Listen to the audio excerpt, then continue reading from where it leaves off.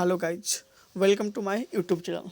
मैं आज आप लोगों को ड्रीम 11 का जो नया रूल अप्लाई हुआ है वो मैं समझाने वाला हूँ कि जो आप ड्रीम 11 पर टीम बनाते हैं पहले क्या था और अब क्या हो गया है। क्योंकि पहले आप जो ड्रीम 11 पर टीम बना रहे थे, मैं आपको एक एग्जांपल से समझा रहा हूँ गाइज। सपोज पहले आप जो भी ड्रीम 11 पर टीम बना रहे थे वहाँ पे आपके पास में ऑप्शन था कि आप एक विकेट कीपर या मैक्सिमम 3 विकेट कीपर ले सकते थे।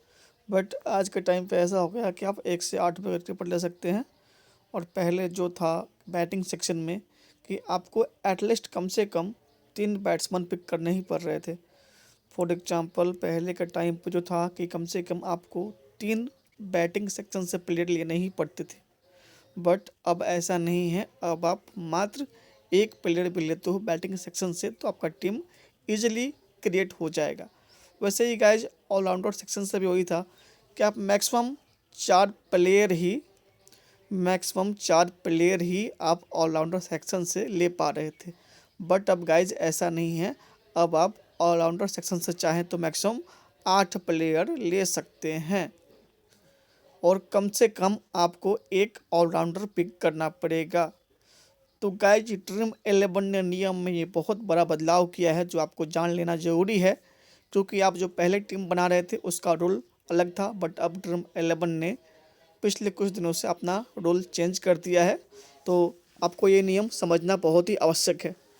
तो गाइज बॉलिंग सेक्शन देख लेते हैं। तो बॉलिंग सेक्शन में भी गाइज ऐसा था कि कम से कम आपको एटलीस्ट कम से कम 3 बॉलर तो आपको पिक करने ही पड़ रहे थे। लेकिन अब गाइज ऐसा नहीं है, आप बॉलिंग सेक्शन से कम मिनिमम एक प्लेयर भी लेते हो तो काम चल जाएगा। और मैक्सिमम आप बॉलिंग सेक्शन से गाइज 8 प्लेयर पिक कर सकते हैं। जैसे कि आप देख सकते हैं, अब आप बॉलिंग सेक्शन से भी मैक्सिमम 8 प्लेयर पिक कर सकते हैं। मैं आपको एक डेमो के लिए आपको एक टीम बना के दिखाता हूँ गाइज। आप देख सकते हैं जैसे कि आप पहले था कि एटलीस्ट कम से कम आपको एक विकेट कीपर लेना पड़ रहा था या मैक्सिमम आप 3 विकेट कीपर ले पा रहे थे। और आप मैक्सिमम जब आप 3 विकेट कीपर ले रहे थे तो आपको कम से कम तो बैटिंग सेक्शन से पहले 3 प्लेयर लेने ही पड़ रहे थे और ऑलराउंडर सेक्शन से आपको एक ऑलराउंडर कम से कम पिक करना पड़ रहा था। और बॉलर से कम मिनिमम 3 बॉलर तो आपको पिक करने ही पड़ रहे थे।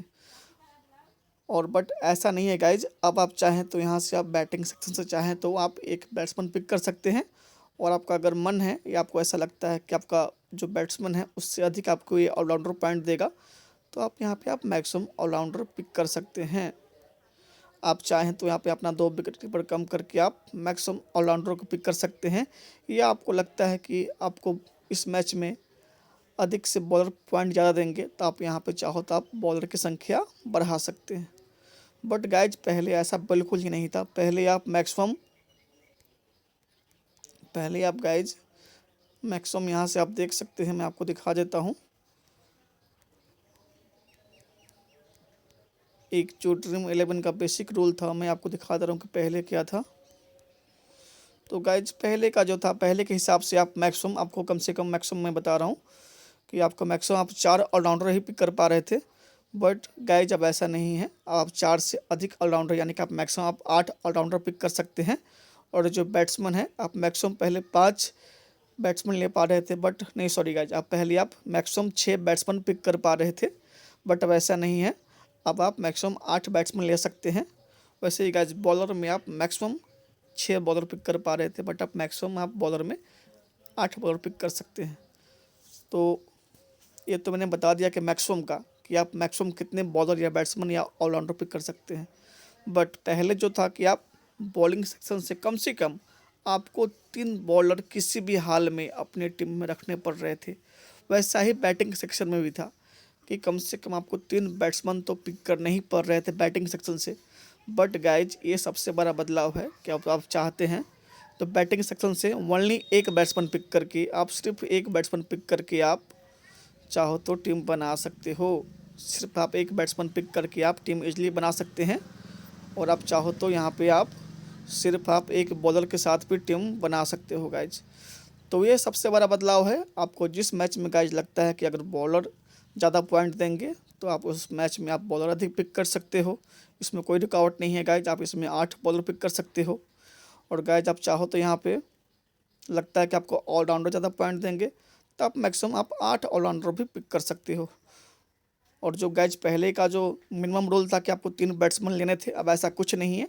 आपको 1 बैट्समैन से भी काम चल जाएगा या आपको 1 बॉलर से भी काम चल जाएगा। तो गाइज ड्रीम 11 ने ये बहुत बड़ा नियम में बदलाव किया है टीम बनाने के लिए। तो आपको ये नियम काफ़ी हद तक समझना पड़ेगा, जिससे आप अपना एक बेहतर टीम बना सकते हैं।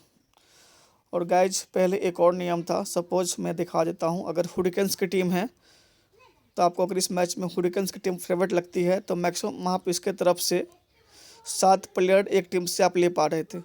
मैक्सिमम आप एक टीम से 7 प्लेयर ले पा रहे थे। जैसे कि ये 7 प्लेयर, मुझे लगता है कि हुरिकेन्स की टीम मजबूत है और ये टीम काफ़ी अच्छा परफॉर्म करेगी, सपोज डेट मैं मान लेता हूँ। तो आप मैक्सिमम आप इस टीम से 7 प्लेयर ही ले पा रहे थे। बट अब ऐसा नहीं है। अगर आपको लगता है कि टीम स्ट्रॉन्ग है, आपको इस टीम का 10 प्लेयर चाहिए, तो आप मैक्सिमम आप एक सिंगल टीम से 10 प्लेयर पिक कर सकते हैं गाइज। और आपको जो लगता है कोई कमज़ोर टीम है तो आप उससे एक प्लेयर भी पिक करके काम चला सकते हो। तो गाइज आशा करता हूँ कि आप लोग को समझ में आया हो, और मैं एक इसके लिए फुल डिटेल्स वीडियो बनाऊंगा, जो कि मैं स्टेप वाइज सारे नियम के बारे में बताऊंगा कि ड्रीम 11 ने क्या नियम में बड़े बड़े बदलाव किए हैं। बस अभी मैंने आपको एक समरी बता दिया जिससे आप समझ पाएँ कि ड्रीम 11 ने क्या बदलाव किया है। तो गाइज अभी के लिए इतना ही, मिलते हैं आपसे नेक्स्ट वीडियो में। Thank you so much guys.